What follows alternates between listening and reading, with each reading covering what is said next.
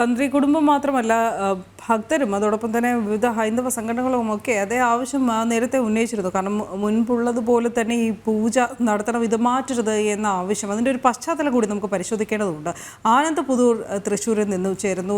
ആനന്ദ്, ഈ പറഞ്ഞതുപോലെ നമ്മൾ ജനം ടി വിയാണ് ആദ്യം ഈ വാർത്ത നൽകുന്നത്.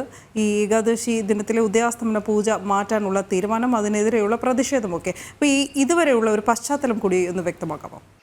അനു, ഈ ദേവസ്വം ഒരു തീരുമാനമെടുക്കുന്നു. അതായത് നൂറ്റാണ്ടുകളായി നടന്നു വന്നുകൊണ്ടിരുന്ന ഒരു ആചാരം ഉദയാസ്തമന പൂജ, പ്രത്യേകിച്ച് ഏകാദശി ദിനത്തെ സംബന്ധിച്ചിടത്തോളം ഗുരുവായൂരപ്പന്റെ പ്രതിഷ്ഠാ ദിനമാണ് ഗുരുവായൂർ ഏകാദശി എന്ന് പറയുന്നത്. മാത്രമല്ല ഈ ഗീതോപദേശം, അർജുനന് ശ്രീകൃഷ്ണൻ ഗീതോപദേശം നൽകിയ ദിവസം കൂടിയാണ്. അപ്പോൾ അത്തരത്തിൽ പ്രാധാന്യമുള്ള ആ ഒരു ദിവസത്തിൽ തന്നെ നൂറ്റാണ്ടുകൾക്ക് മുമ്പ് ശങ്കരാചാര്യർ ചിട്ടപ്പെടുത്തിയെന്ന് വിശ്വസിക്കുന്ന ആ ഒരു പൂജാക്രമങ്ങളിലെ ഏറ്റവും പ്രധാനപ്പെട്ട ഏകാദശി ദിനത്തിലെ ഉദയാസ്തമന പൂജ മാറ്റാനുള്ള ഒരു തീരുമാനത്തിലേക്ക് ദേവസ്വം എത്തുന്നു. ഇതിന് പ്രധാനമായും കാരണങ്ങൾ പറയുന്നത് ഈ ഭക്തജനങ്ങളുടെ ഒരു ബുദ്ധിമുട്ടാണ്. അതായത് ഈ ഉദയാസ്തമന പൂജ നടന്നുകൊണ്ടിരിക്കുമ്പോൾ പലതവണയായി നടയടക്കേണ്ടി വരുന്നുണ്ട്.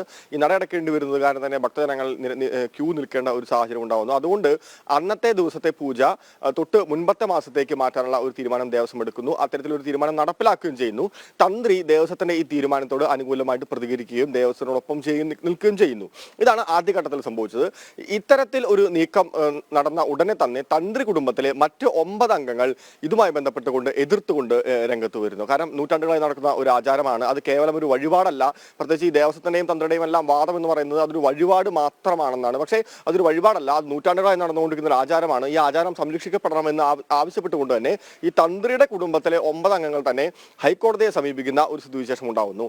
ഇനി ഏതാണ്ട് ഇന്നിപ്പോ 7-ാം തീയതി ഏതാണ്ട് 4 ദിവസങ്ങൾ മാത്രമാണ് അവശേഷിക്കുന്നത്. ഇനി മേൽക്കോടതിയെ സമീപിച്ചാലും എത്രത്തോളം സമയം അതിനുണ്ട് എന്നുള്ള ഒരു ചോദ്യം അവിടെ അവശേഷിക്കുന്നുണ്ട്. അപ്പോൾ ഹൈക്കോടതിയുടെ ഒരു തീരുമാനത്തിൽ നിന്നുകൊണ്ട് തന്നെ ഒരുപക്ഷെ മുന്നോട്ട് പോകേണ്ടി വരും എന്നാണ് അറിയാൻ വേണ്ടി സാധിക്കുന്നത്.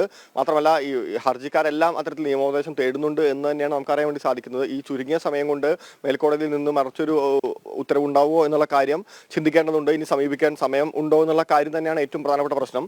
ഞാൻ നേരത്തെ സൂചിപ്പിച്ച പോലെ തന്നെ ഈ ഇതിൽ കക്ഷി ചേർന്നിരുന്ന ചെർളയം കോവിലകം, അപ്പോൾ ഈ ഏതാണ്ട് 1971 കൂടി തന്നെ ഈ ചെർളയം കോവിലകം ഇത്തരത്തിൽ ഈ എല്ലാ അവകാശങ്ങളും അതുമായി ബന്ധപ്പെട്ടുകൊണ്ട് നടത്തിയിരുന്ന എല്ലാ ചടങ്ങുകളും ദേവസ്വത്തിന് കൈമാറുന്നു. ആ കൈമാറുമ്പോൾ ഉണ്ടായിരുന്ന പ്രധാനപ്പെട്ട ധാരണ എന്ന് പറയുന്നത് എങ്ങനെയായിരുന്നു നടന്നു വന്നിരുന്നത് അത് തന്നെ തുടർന്നും നടത്തണം എന്നുള്ള ഒരു വാക്കാലുള്ള ഒരു ധാരണ പുറത്ത് തന്നെയാണ് ദേവസ്വത്തിന് കൈമാറുന്നത്.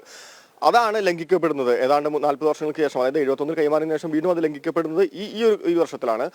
ഈ ഒരു നീക്കം പറഞ്ഞുകൊണ്ട് തന്നെ ഈ ചെർളയം രാജകുടുംബാംഗങ്ങളും ഈ ഒരു ഹർജിയിൽ കക്ഷി ചേർന്നിരുന്നു. ക്ഷേത്രരക്ഷാ സമിതി നേരത്തെ ഇതിൽ കക്ഷി ചേർന്നിരുന്നു. മാത്രമല്ല ഓദിക്കന്മാരും ഈ ഒരു കാര്യത്തിൽ കക്ഷി ചേർന്നിരുന്നു. ഓദിക്കന്മാർ എന്ന് പറയുന്നത് അവിടുത്തെ പൂജാക്രമങ്ങളിൽ പങ്കെടുക്കുന്നവരാണ്. 4 കുടുംബങ്ങളാണുള്ളത്.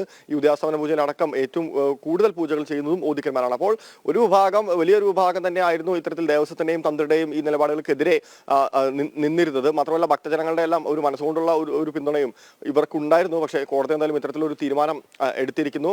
എന്തായാലും ഹിന്ദു ഐക്യവേദി അടക്കമുള്ള സംഘടനകളും എല്ലാ സംഘപരിവാർ സംഘടനകളും തുടക്കം മുതൽ തന്നെ പ്രക്ഷോഭ രംഗത്തുണ്ടായിരുന്നു. ദേവസ്വത്തിന്റെയും ഈ തന്ത്രയുടെയും തീരുമാനത്തിനെതിരെ വലിയ പ്രതിഷേധം തന്നെയാണ് ഉയർന്നിരുന്നത്. കാണിപ്പയൂർ ശങ്കര നമ്പൂതിരിപ്പാടിനെ പോലുള്ള വലിയ ജ്ഞാനികൾ പറഞ്ഞ പ്രധാനപ്പെട്ട ഒരു കാര്യം, ഈ ക്ഷേത്രത്തിൽ നടന്നുകൊണ്ടിരിക്കുന്ന ഈ ഉദയാസ്തമന പൂജ ആചാരമാണ് എന്ന് തന്നെയാണ് പറഞ്ഞത്. അത് കേവലം വഴിപാടല്ല.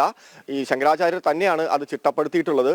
ഈ മറ്റൊരു നമ്മൾ എടുത്തു പറയേണ്ട കാര്യം, ദേവപ്രശ്നം നോക്കിയിട്ടും ദേവഹിതം നോക്കിയിട്ടും എല്ലാമാണ് ഇത്തരത്തിൽ ഇത് മാറ്റിയത് എന്നുള്ള ഒരു വാദത്തിനെ, തന്ത്രയുടെയും ദേവസ്വത്തിന്റെയും ഒരു വാദത്തിനെ ഖണ്ഡിച്ചുകൊണ്ട് തന്നെയാണ് അദ്ദേഹം പറഞ്ഞ പ്രധാനപ്പെട്ട കാര്യം, ദേവപ്രശ്നം നോക്കിക്കൊണ്ട് ആയിരിക്കരുത് ഇത്തരത്തിലുള്ള വളരെ പ്രാധാന്യമേറിയ ചടങ്ങുകൾ മാറ്റേണ്ടത്. മറിച്ച് ക്ഷേത്രത്തിലൊരു നവീകരണ കലശം വരികയാണെങ്കിൽ ആ നവീകരണ കലശത്തിന്റെ ഭാഗമായിക്കൊണ്ട് ഒരു പക്ഷേ പ്രതിജ്ഞ എടുത്തുകൊണ്ട് നമുക്ക് ചെയ്യാവുന്നതാണ് ഇത്തരത്തിൽ കാര്യം. അല്ലാതെ ഒരു ദേവപ്രശ്നമോ ദേവഹിതമോ നോക്കിക്കൊണ്ട് മാറ്റേണ്ടതല്ല ഏകാദശി ദിനത്തെ ഉദയാസ്തമന പൂജ എന്ന് തന്നെയാണ് ആചാര്യന്മാരും പ്രധാനമായും ചൂണ്ടിക്കാണിക്കുന്ന പ്രധാനപ്പെട്ട കാര്യം എന്ന് പറയുന്നത്. ചെർളയം രാജകുടുംബങ്ങളും പറയുന്നത് അത് തന്നെയാണ്. അതായത് ഏത് ഭക്തരുടെ താല്പര്യത്തിന്റെ പുറത്താണ് ഇത്തരത്തിലൊരു തീരുമാനത്തിലേക്ക് ദേവസ്വം എത്തിയത് എന്നാണ് ഈ കുടുംബം ചോദിക്കുന്നത്. ആ ചോദ്യം റിലവൻസ് ആണ്. കാരണം ഇത്രയും വർഷങ്ങളായി തങ്ങൾ നടന്നുകൊണ്ടിരിക്കുന്നത്, അതായത് ഈ ചെർളയം നടത്തിക്കൊണ്ടിരിക്കുന്ന കാലഘട്ടത്തിലൊന്നും ഒരു ഭക്തനും യാതൊരു ബുദ്ധിമുട്ടുകളും പറഞ്ഞിട്ടില്ല. പിന്നെ ഏത് ഭക്തനാണ് ഇപ്പോൾ ഒരു ബുദ്ധിമുട്ടുണ്ട്, അത് ആരാണെന്ന് അറിയണം, അതായത് ആരാണ് ഇതിന് പിന്നിൽ എന്നുള്ള തന്നെയാണ് ചെർളയം രാജകുടുംബം ചോദിക്കുന്നത്.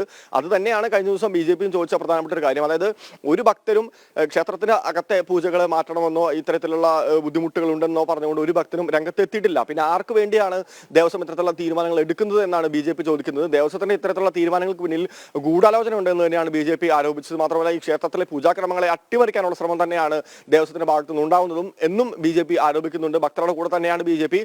അതുമായി ബന്ധപ്പെട്ടുകൊണ്ടുള്ള എല്ലാ കാര്യങ്ങളും ഭക്തരോടൊപ്പം ഉണ്ടാവുന്നത് തന്നെയാണ് BJPയുടെയും ഒരു നിലപാടുണ്ടായിരുന്നത്. എന്തായാലും ഇപ്പോൾ ഹൈക്കോടതി ഇത്തരത്തിലൊരു തീരുമാനത്തിലേക്ക് എത്തിയിരിക്കുന്നു.